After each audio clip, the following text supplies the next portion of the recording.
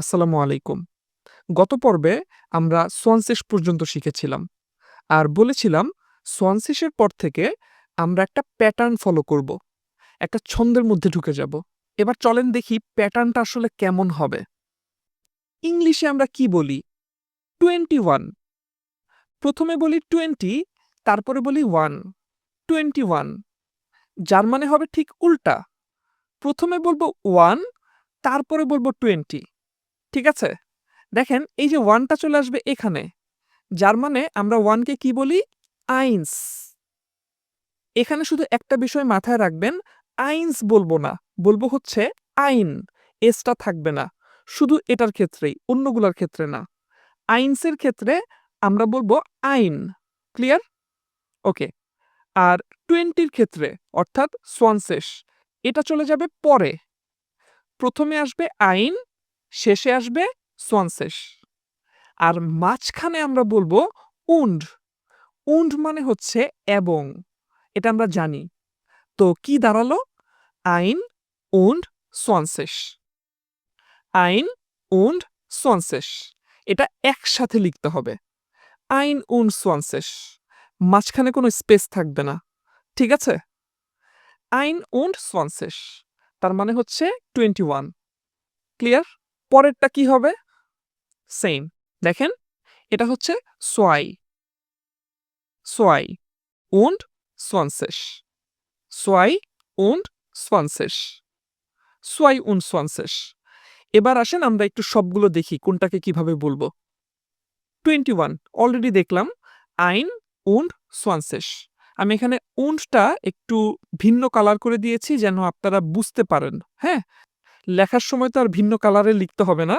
একসাথে জাস্ট লিখে দিবেন। এখন জাস্ট বুঝানোর জন্য আমি একটু ডিফারেন্ট কালার করেছি। আইন und সোয়ানসেস। ওকে? 21 গেল। এবার আসি 22 সোয়াই und সোয়ানসেস। এই দুইটা আমরা একটু আগে দেখে আসছি। এবার আসেন 23 drei und সোয়ানসেস। তারপর ফিয়া und সোয়ানসেস। 5 und সোয়ানসেস। বুঝতে পেরেছেন? প্যাটার্নটা জাস্ট ফলো করবেন আর কিছু না। যেহেতু আপনি অলরেডি 1, 2, 3, 4, 5, 6, 7, 8, 9 এগুলো শিখে আসছেন। সো আপনার কাছে এগুলো খুবই ইজি লাগবে।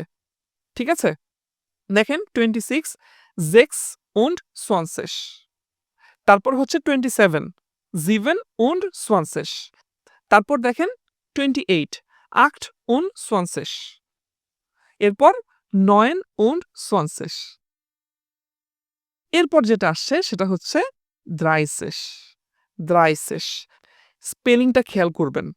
সবগুলোর স্পেলিং কিন্তু খুব ভালোভাবে মুখস্থ করতে হবে। ওকে? যাই হোক। তো দ্রাইসেস পেয়ে গেলাম।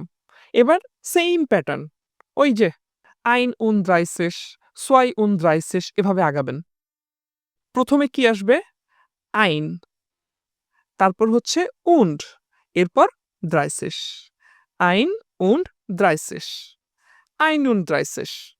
ঠিক আছে? এভাবে সোয়াই und দ্রাইসেস, drei und দ্রাইসেস, vier und দ্রাইসেস এভাবে চলতে থাকবে। চলতে, চলতে 9 und দ্রাইসেসে চলে যাবে। এরপর আসবে ফিয়াসেস। তারপর আবার সেইম প্যাটার্ন। চলেন দেখি কোনটাকে কি বলে। সোয়ানসেস এটা অলরেডি আমরা জানি। তারপর দেখেন দ্রাইসেস এটাও মাত্র শিখে নিলাম।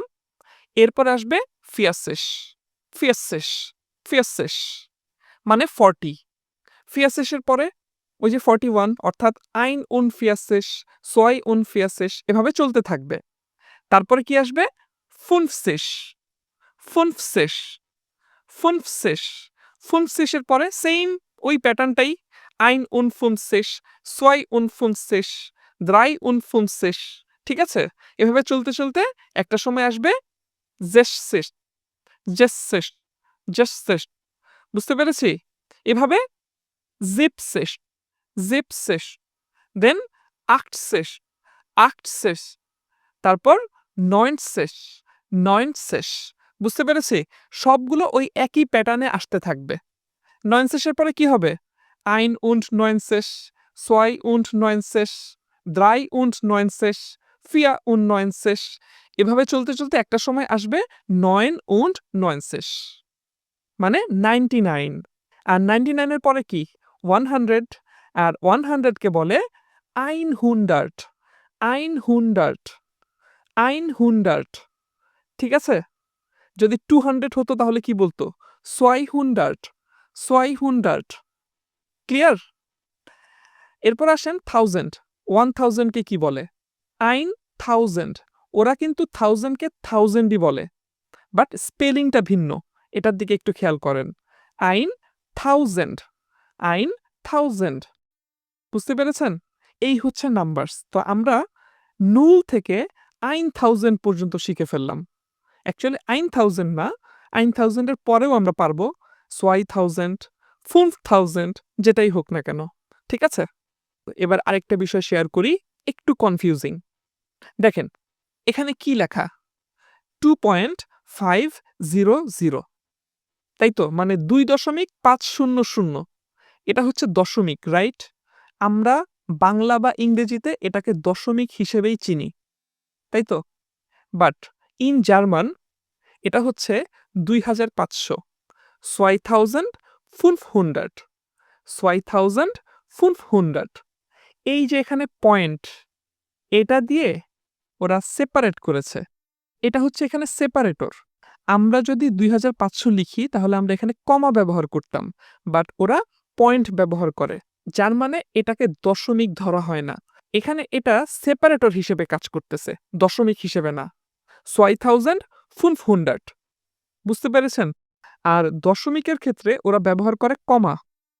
এখানে লেখা হয়েছে 4.5, ফিয়া কমা ফুনফ, ফিয়া কমা ফুনফ, মানে হচ্ছে 4.5, ঠিক আছে? তো এই বিষয়টা একটু খেয়াল রাখবেন। আমি পড়তে গিয়ে কনফিউজ হয়ে গিয়েছিলাম, বলতেছে 1000 বাট ব্যবহার করতেছে দশমিক কেন? পরে জানতে পারলাম যে ওরা এটাকে সেপারেটর হিসেবে ব্যবহার করে। আচ্ছা, এটাকে জার্মানে বলা হয় পুংট, আর এটা হচ্ছে কমা, এটাকে কমাই বলে, বাট এটা হচ্ছে পুংট। বুঝতে পেরেছি? আশা করি ক্লিয়ার। আজকে তাহলে এই পর্যন্তই। সবাই স্পেলিং সহ নাম্বারটা শিখে ফেলেন। আল্লাহ হাফেজ।